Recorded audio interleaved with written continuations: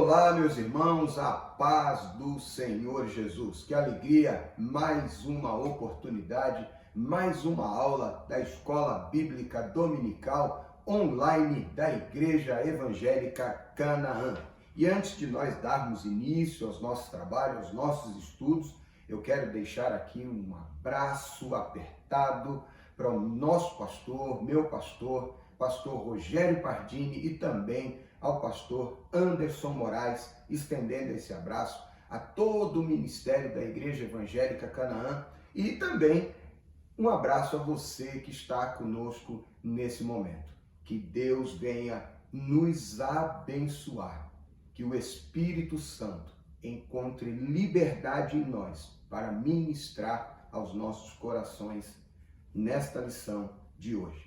Amém? Lembrando os irmãos que nós estamos meditando durante esse período, são 13 lições, 13 aulas, todas elas baseadas no livro de Jó. É a lição bíblica da editora CPAD e o tema deste trimestre é a fragilidade humana e a soberania divina, o sofrimento e a restauração de Jó.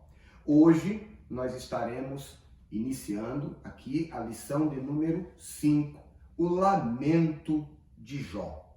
Amém? Vamos para o texto áureo, que está no livro de Jó, no capítulo 3, versículo de número 24. Você que não tem a revista impressa, você acompanhe na sua Bíblia a leitura dos textos bíblicos. Amém? Vamos lá então. Texto áureo, Jó, capítulo 3, verso 24, diz assim: Porque antes do meu pão vem o meu suspiro, e os meus gemidos se derramam como água. Jó, capítulo 3, verso 24. A verdade prática diz o seguinte: o sofrimento pode nos levar a situações de extrema angústia, mas não devemos perder a esperança no agir de Deus. Eu vou repetir. O sofrimento pode nos levar a situações de extrema angústia, mas nós não devemos perder a esperança no agir de Deus. Amém? Glória a Deus. Vamos então à leitura bíblica em classe. Você percebe que a nossa classe expandiu. Nós tínhamos aqui presencialmente, antes dessa situação toda que atravessamos de pandemia, nós tínhamos uma boa frequência. 70, 80, 90 alunos, 120 alunos, não é? Mas a nossa sala expandiu. E glória a Deus por isso. Só para vocês terem uma ideia, na última lição, dias atrás, nós tivemos aqui, nesta aula, nesta sala expandida, mais de 600 participações.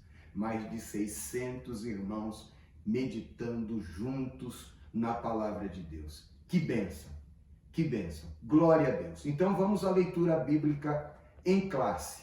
Amém? A leitura bíblica está no livro de Jó, também no capítulo 3. E nós vamos fazer a leitura de todo o capítulo 3 do livro de Jó, que é o lamento do patriarca, o lamento de Jó. Me acompanhe. Eu não me canso de dizer, não me canso de repetir. A sua Bíblia está aí para você. Ame a sua Bíblia, leia a sua Bíblia. E numa expressão bíblica, expressão que Jeremias usou, expressão que o profeta Ezequiel também usou, coma a palavra de Deus. Amém? Louvado seja Deus. Versículo 1 a seguir diz assim: Depois disso, abriu Jó a boca e amaldiçoou o seu dia. E Jó, falando, disse: Pereça o dia em que nasci, e a noite em que se disse, foi concebido um homem. Converta-se aquele dia em trevas, e Deus, lá de cima, não tenha cuidado dele, nem resplandeça sobre ele a luz. Contaminem-no as trevas e a sombra da morte. Habitem sobre ele nuvens negras, negros vapores do dia o espantem. A escuridão tome aquela noite, e não se goze entre os dias do ano, e não entre no número dos meses. Verso 7. Que solitária seja aquela noite, e suave música não entre nela. Amaldiçoem-na aqueles que amaldiçoam o dia, que estão prontos para fazer correr o seu pranto. Verso 9. Escureçam-se as estrelas do seu crepúsculo, que espere a luz e não venha, e não veja as pestanas dos olhos da alva. Verso 10. Porquanto não fechou as portas do ventre, nem escondeu dos meus olhos a canseira. Por que não morri eu, desde a madre, e em saindo do ventre não expirei? Por que me receberam os joelhos? E por que os peitos para que mamasse? Porque já agora jazeria e repousaria, dormiria e então haveria repouso para mim, com os reis e conselheiros da terra, que para si edificavam casas nos lugares assolados, ou com os príncipes que tinham ouro e se enchiam as suas casas de prata, ou como aborto oculto, não existiria, como as crianças que nunca viram a luz. Ali, os maus cessam de perturbar, e ali repousam os cansados. Ali os presos juntamente repousam e não ouvem a voz do exator. Ali está o pequeno e o grande, e o servo fica livre do seu senhor. Por que se dá a luz ao miserável e vida aos amargurados de ânimo, que esperam a morte e ela não vem, e cavam em procura dela mais do que de tesouro oculto, que de alegria saltam e exultam, achando a sepultura? Por que se dá luz ao homem cujo caminho é oculto, e a quem Deus o encobriu? Porque antes do meu pão vem o meu suspiro, e os meus gemidos se derramam como água. Porque o que eu temia me veio, e o que eu receava me aconteceu. Nunca estive descansado, nem sosseguei, nem repousei, mas veio sobre mim a perturbação. Meu Deus, que leitura, que dor, que sentimento viveu esse homem. O objetivo dessa lição, que foi proposto aqui pelo comentarista, é explicar que Jó era um ser humano e, como tal, tinha o direito de expressar os seus sentimentos. E não sendo recriminado por Deus por isso. O objetivo aqui, o objetivo geral dessa lição é mostrar que o Jó era humano, era gente, igual a mim, igual a você, que quando estamos diante de dor e de sofrimento e atravessando momentos assim, irmãos, nós temos o direito de expressar esse sentimento. Com a consciência tranquila e o coração tranquilo de que Deus entende a nossa humanidade, até mesmo porque está escrito, Ele sabe, Ele conhece a nossa estrutura e se lembra que somos pó. Também nessa lição, nós queremos estudar e meditar sobre o fato de que Jó desejava a morte, enxergando na morte um escape para a dor, um escape para o sofrimento. Com isso, nós vamos perceber também, como já, e eu acredito que os irmãos perceberam isso na leitura, Jó chega ao ponto de desejar ter sido um abortivo, ou seja, uma criança que nunca tivesse nascido, que tivesse morrido no dia do seu nascimento, que ele nascesse morto. E pontuar também que Jó representa os que em situação desesperadora não veem nenhuma luz no fundo do túnel. E antes de ir para a introdução da lição, me permita fazer uma pergunta. Quem de nós? A pergunta é genérica. Quem de nós, todos nós, nunca chegou num estado de dor tão grande que disse a Deus, por que eu nasci? Por que isso está acontecendo? Por que tanta dor? Quem nunca disse como Jó, o que eu temia me aconteceu e o que eu receava veio sobre mim? Vamos à nossa meditação, vamos à introdução. Na lição anterior, vimos de perto o drama vivido por Jó. Uma série de calamidades se abateu sobre ele de forma catastrófica. Perda dos bens, perda dos filhos, perda da saúde, relacionamento, casamento estremecido por conta do sofrimento. Uma sucessão de tragédias, de perdas e danos. Do estado de riqueza e prosperidade, Jó passou a viver adversidade. Seus amigos foram para consolá-lo, mas ficaram perplexos, sem palavras, sem reação, ao contemplarem o debilitado estado de saúde do patriarca. Entretanto, depois de 7 dias, Jó rompe o silêncio com um lamento que veio do fundo da alma. Eu confesso aos irmãos que é um texto que me toca todas as vezes que leio. Nesse lamento, Jó mirou o dia do seu nascimento. Ele não conseguia pensar em futuro, ele só conseguia olhar para trás. E é interessante que o olhar de Jó para o passado não é o olhar que o pregador no Eclesiastes cita no capítulo 7, no versículo 10, quando o pregador diz, nunca diga os dias passados foram melhores do que este, porque tais palavras não provêm da sabedoria. Não, Jó olha para trás no sentido de olhar para o dia do seu nascimento e dizer, maldito o dia em que eu nasci.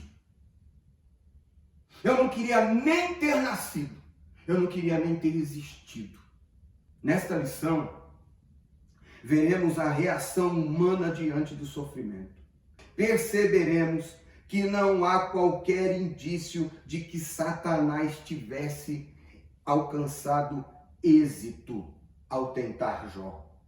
Na perspectiva do patriarca, se Deus era a causa da sua vida, deveria também ser a causa da sua morte, pois se dele vinha o bem, também dele viria o mal. Jó entendia que, apesar de tudo, a sua vida estava nas mãos de Deus. E que ele próprio não tinha direito de tirar a vida que Deus deu. E ele também não deu a Satanás o prazer de sucumbir à vida do patriarca. Jó disse, em Jó no capítulo 2, no verso 10, receberíamos o bem do Senhor e não receberíamos o mal? Glória a Deus. Vamos ao primeiro tópico. Primeiro lamento de Jó, que vai do verso 1 até o verso 10 do capítulo 3. O primeiro lamento. O primeiro lamento é esse: por que eu nasci? Por que eu nasci? A dor de Jó era profunda e somente a poesia podia expressar toda a carga emocional vivida por ele. Somente a linguagem poética. Nesse poema, os 10 primeiros versículos do capítulo 3 são a respeito do primeiro questionamento de Jó. Por que eu nasci? Você nunca parou e pensou isso? Esse questionamento sai do íntimo de Jó.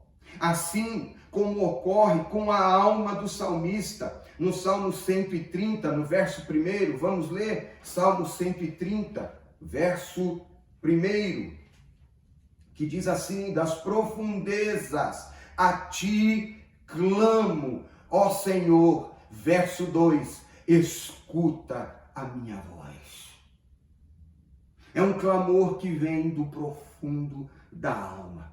Da mesma forma, o profeta Jeremias expôs os seus sentimentos diante dos conflitos. Em Jeremias, no capítulo 20, a partir do verso 14 até o 18, a exemplo do que aconteceu com Jó, o profeta Jeremias também amaldiçoa o dia do seu nascimento. Ele diz: maldito o dia do meu nascimento, maldito o dia em que eu nasci. É um clamor de quem está em profundo estado de dor, em profundo estado de sofrimento. Nesse sentido, o patriarca não estava sozinho em lamentar diante da dor. O patriarca Jó não estava sozinho. Ele não foi o único. Jeremias também fez. E ao redor do mundo, em todas as épocas, em algum momento, alguém também questionou. Alguém lamentou do fundo da alma, dizendo: por que eu nasci? Por que eu vivo essas coisas todas que eu estou vivendo? Por que tanta dor? Por que tanto sofrimento? Por que tanta tragédia? E vamos, me permita um parêntese antes de continuar. Vamos parar com a história do super-homem. Vai tudo bem contigo? Vai tudo bem. Nós somos treinados para dizer que vai tudo bem. Nós somos treinados para dizer que agora é só vitória, agora é só vitória, agora é só vitória. Mas a vida não é só de vitória. Não tem só vitória. Jesus mesmo disse: no mundo tereis aflições. Não é só vitória. E quando a gente chega no estado de Jó, quando a gente chega nesse estágio de sofrimento, a ponto de dizer: por que eu nasci? Você não é um murmurador. Você é um ser humano que sente e que sofre. Amém? Vamos continuar. Que em lugar da memória viesse o esquecimento. Do verso 1 até o verso 10, além de dizer: por que eu nasci? Ele entra no mérito da questão e diz que em lugar de memória viesse o esquecimento. Ou seja, eu, por exemplo, 18 de março de um ano aí, que eu não vou dizer qual. 18 de março de um ano que eu não vou dizer qual. Talvez a barba branca me denuncie que seja no século passado. Alguma coisa assim. Mas o dia 18 de março, para mim, é um dia de festa, o dia do meu aniversário. Qual é o dia do seu aniversário? O dia do seu nascimento. Jó está dizendo que o dia do seu nascimento não era para ser dia de celebração. Não. Que não fosse lembrado, que fosse esquecido. Risca do calendário. Esse dia nunca existiu na história. É isso que o Jó estava dizendo. Nesse momento de dor, Jó não amaldiçoou a Deus como Satanás previa. Não. Em vez disso, amaldiçoou o dia do nascimento, do seu nascimento. No lugar de ser ocasião de grande celebração pelo dia do nascimento da criança, Jó amaldiçoou esse dia por ocasião do grande sofrimento e decepção. Para o homem de Uz, porque Jó era de Uz, esse dia teria que ser apagado da memória. Apagado. Não é assim muitas vezes no sofrimento? Um dia em que tudo foi mal e temos o desejo de nunca mais lembrá-lo? Me permita dar um exemplo, falando de mim novamente. 18 de março de um ano qualquer, por uma feliz coincidência, era o mesmo dia do aniversário do meu pai, o senhor Luiz Cardoso. E depois que meu pai partiu para a eternidade, que meu pai foi estar com o Senhor, eu confesso que eu tenho dificuldade em celebrar.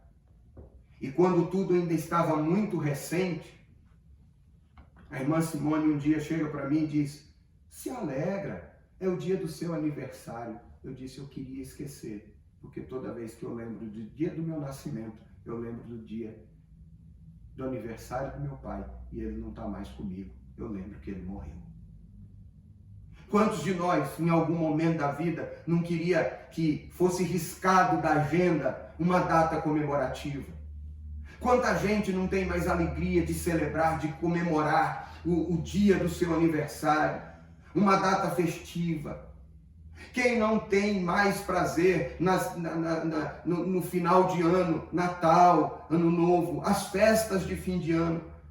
Para muita gente, essas datas perderam a cor, perderam o brilho por causa de um momento de dor que passou. Jó está externando isso.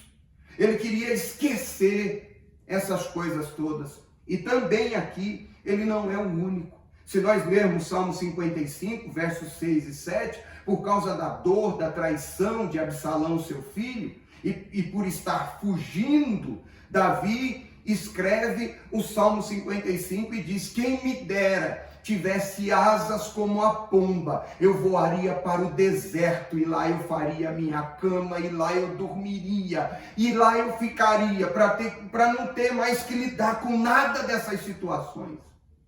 Em 2 Reis 19, verso 4, Elias deseja a própria morte, porque ele não suporta viver o fato de que está em perigo, risco de morte por fazer a vontade de Deus. Ele diz: Deus, então me mata, eu quero esquecer essas coisas todas.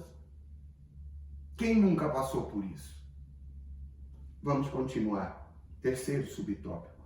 Que em vez de ordem viesse o caos. Já que é assim, em vez de melhorar, que piore logo de uma vez. Meu Deus. Mencionamos o desejo de Jó para que o dia do seu nascimento não tivesse entrado no calendário. E que dessa forma, tanto esse dia como essa noite jamais tivessem existido. No lugar de luz, da luz que raiou por ocasião do nascimento dele, e que revelou todo o seu sofrimento, o patriarca desejou que as trevas dominassem. Verso 4 e verso 7 do capítulo 3 diz assim.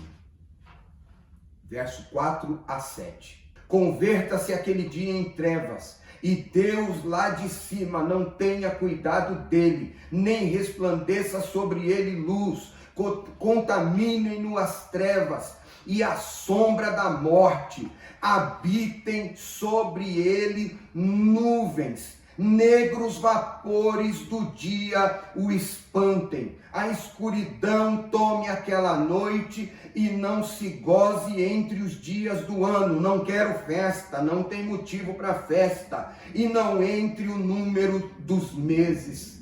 Ah, que solitária seja aquela noite, e suave música não entre nela. É isso que eu quero. Não quero festa. É um funeral. É um velório. E por quê? Porque em vez de paz, veio a dor. Em vez de ordem, veio o caos. Desse raciocínio, Jó menciona a imagem do Leviatã.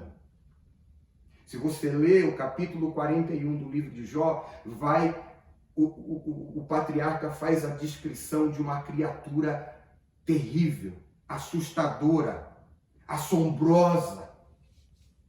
E por incrível que pareça, me permita pontuar isso aqui, do capítulo 41 de Jó, que faz a descrição do Leviatã, justamente desse quadro, dessa pintura aterrorizante, amedrontadora, para simbolizar o estado de sofrimento do Jó, é da onde a gente tira uma expressão que a gente ouve muito e já talvez tenha dito muitas vezes. Qual é, pastor? Capítulo 41, verso 22. Se você nunca ouviu, ouça agora.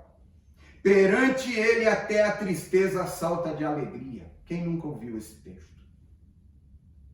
Quem nunca ouviu essa expressão? A expressão está exata. A expressão está correta. A pergunta agora que se faz é, diante dele quem? Porque o texto está falando do Leviatã, não está falando de Deus. O texto não está falando da pessoa de Deus, o texto está falando do Leviatã. E o versículo inteiro diz o seguinte: no seu pescoço pousa a força, perante ele até a tristeza salta de prazer. E isso na edição revista e corrigida de Almeida. Vamos a outras versões? Edição contemporânea de Eugene Peterson, da editora Vida. A sua força é tanta que amedronta. Encontrar-se com ele é brincar com a morte. Você quer outra versão do mesmo texto? Nova versão internacional, NVI. Tanta força reside no seu pescoço que o terror vai adiante dele. Você quer outra versão? Almeida, revista e atualizada. No seu pescoço reside a força, e diante dele salta o desespero. E por fim, na edição da Bíblia Viva, que é uma edição contextualizada, com sua tremenda força concentrada no seu pescoço, o crocodilo espalha medo por onde passa. Só para você entender que esse texto de Jó não está falando de Deus. Ele está pintando um quadro assombroso de um animal marinho que simboliza o caos. Tá bom? O homem de Uz, Jó, recorre a essa imagem para ilustrar o momento tenebroso que estava vivendo. A lógica é simples. Se Deus não tivesse feito aquele dia, ele não teria sido concebido. E, portanto, não passaria por tudo o que estava passando. Nesse sentido, o Novo Testamento revela como nosso Senhor é misericordioso e nos trata com amor e ternura nos momentos de tribulação e angústia. Pois aos pés da cruz é o melhor lugar para derramar a nossa alma. Vamos ler João capítulo 11, verso 32 e 33. Tendo, pois, Maria chegado onde Jesus estava, vendo, lançou-se aos seus pés, dizendo: Senhor, se tu estivesse aqui, meu irmão não teria morrido. Jesus, aleluia, quando a viu chorar e também chorando, os judeus que com ela vinham, moveu-se de íntima compaixão e perturbou-se. Apesar de nós acreditarmos no ponto mais alto da dor, onde o calor é mais intenso, na fornalha da provação, apesar de nós acreditarmos que no maior isolamento do deserto mais longínquo e no mais profundo vale, nós estejamos sozinhos e que Jesus é indiferente ao nosso sofrimento e que ele não está ao nosso lado, o texto em João, no capítulo 11, mostra que Jesus se move de íntima compaixão ao ver o sofrimento daqueles que creem nele, que esperam nele, que buscam por ele. Ele está ao teu lado na dor e no sofrimento. Amém? A síntese, então, desse tópico é: o primeiro lamento de Jó revela seu desejo de esquecer o dia do seu nascimento. Vamos ao segundo tópico da nossa meditação de hoje. O segundo lamento de Jó: por que não nasci morto? Do verso 11 até o verso 19. Descansando em paz. Os intérpretes observam que o discurso de Jó, a partir do versículo 11, muda de amaldiçoar para reclamar. Reclamar aqui é queixar-se. É uma lamentação que expressa dor e sofrimento, tá? A partir do versículo 11, Jó passa a reclamar por não ter nascido morto. Agora mudou, não é porque eu não nasci, é porque eu não nasci morto. Para ele, nascer morto teria sido melhor que existir naquelas condições. Era a melhor maneira de não passar por toda aquela tribulação. Essas palavras de Jó revelam uma coisa: ele queria descanso de todo sofrimento. Ele não queria a morte, ele queria o descanso. Ele não queria a morte, ele queria o alívio para a dor. Ele não queria morrer, ele queria parar de sofrer. É isso que ele queria, tá? O que Jó pedia era uma possibilidade real, pois muitos fetos nascem mortos, porque justamente ele nasceu vivo. Para ele, a morte era uma forma de descansar em paz. Era uma forma de descansar em paz. Me permito dizer algo aqui. Talvez já me adiantando, mas se eu estiver me adiantando, a gente dá um salto quando chegar. Muitos, por causa do sofrimento, adquirem coragem diante da morte por ter medo da vida. E pensam no suicídio. Anos atrás eu li uma pesquisa, me perdoe, não vou lembrar a fonte, que pesquisou e entrevistou pessoas, obviamente, que tiveram a tentativa de suicídio frustrada, que escaparam, e a pergunta era, por quê? E eles disseram, na verdade, quase que todos responderam a mesma coisa. Eu não queria a morte, eu queria o fim do sofrimento. Mas esse conceito é equivocado. Essa ideia é equivocada. Porque ao invés de acabar o sofrimento, biblicamente, você vai estar investindo e entrando na eternidade de sofrimento e sofrerá o dano da segunda morte. Para entender isso que eu estou dizendo, leia a parábola do rico e do Lázaro em Lucas, capítulo 16, do verso 19 ao 31. Então, não é a morte que vai resolver o seu problema. A solução vem de crer e acreditar que Deus está ao teu lado e que você vai conseguir chegar do outro lado. O que não pode acontecer é você esmurecer e perder a fé. Vamos continuar. Livre de tribulação. O dilema de Jó aumenta à medida que o seu sofrimento ganha intensidade. Ele continua com o seu argumento da não existência. Ele está convencido de que se não tivesse se tornado um ser, nada disso estaria acontecendo.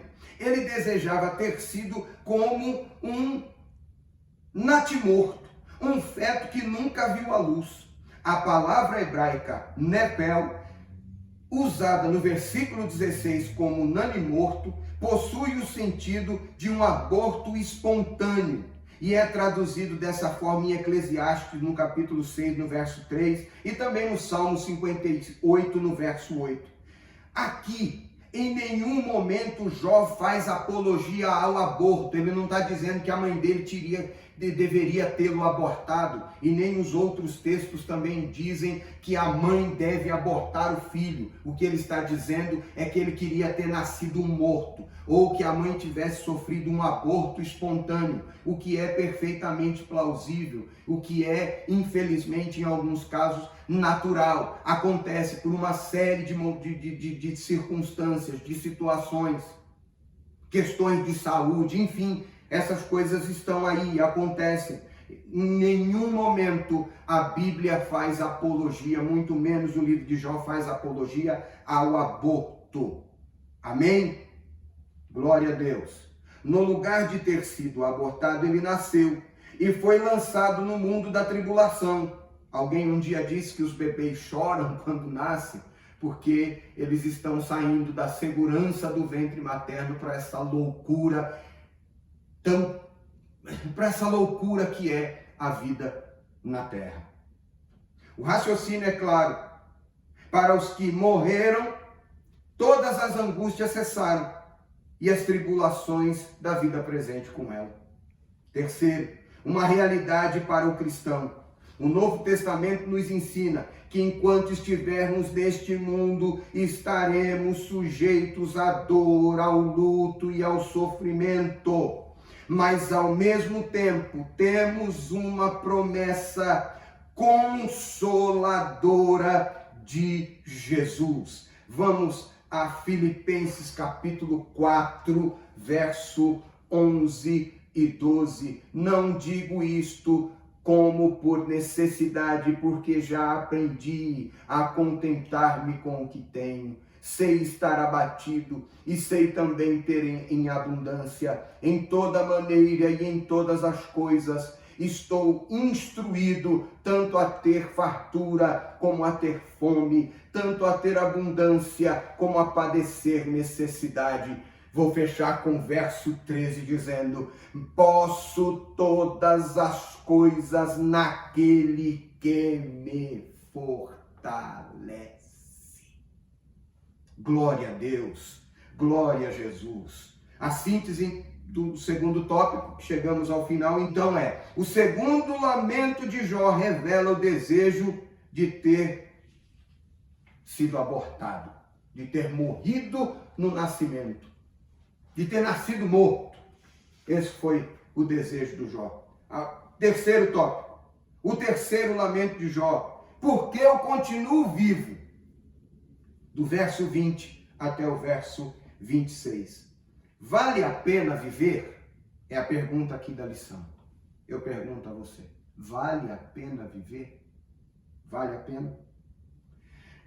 Nessa terceira sessão do capítulo 3, Jó faz uma quarta pergunta.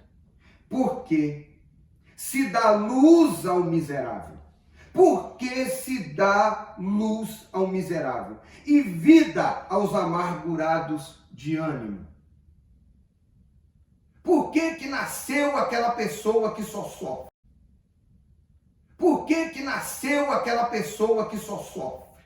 Por que nasceu aquela pessoa com uma má formação congênita? Por que nasceu aquela pessoa daquele jeito? Por quê? Por quê? As outras perguntas estão no verso 1, no verso 12 e no verso 16, que nós já mencionamos. A palavra hebraica amel, traduzida aqui como miserável, é usada no sentido de alguém cuja vida é atribulada pela miséria e que por isso torna-se incapaz de exercer as suas funções. Em outras palavras, para Jó, a vida havia se tornado intolerável. Insuportável. Não dá para viver desse jeito. Me deixa um parêntese aqui, mais um. Você, e agora eu estou me dirigindo, e você, meu irmão, minha irmã, que está comigo nesse momento, nessa lição bíblica, passe essa mensagem para alguém que você conhece, que está sofrendo e que ainda não conheceu ao Senhor Jesus. A tua vida sem Deus não tem sido uma vida que se vale a pena viver. Você tem desejado a morte, mas a morte para você não é a solução, porque eu já mencionei aqui Lucas 16, a parábola do rico e do Lázaro. A Bíblia diz que ao homem está destinado viver uma vez, e ele morrendo, segue-se então o juízo. Morrer sem Deus será para você muito pior do que ter vivido sem Deus. Então eu te faço um convite nesta ocasião: entregue a tua vida ao Senhor e confia nele, o mais ele fará. Jesus é o amigo certo das horas incertas. Ele tem uma palavra para a sua vida. Ele tem vida para a sua vida. Glória a Deus. Segundo subtópico: sem o favor de Deus. Jó novamente volta a indagar. Por que se dá luz ao homem cujo caminho é oculto e a quem Deus o encobriu? verso 23 do capítulo 3. A pergunta busca o significado do sentido de todo aquele processo. Essa pergunta está buscando um sentido. Por quê? Porque nasce alguém que parece que Deus não está nem aí para ele. Trocando em miúdo, é isso que o Jó está dizendo. Por que nasce alguém que os caminhos dele estão ocultos diante de Deus?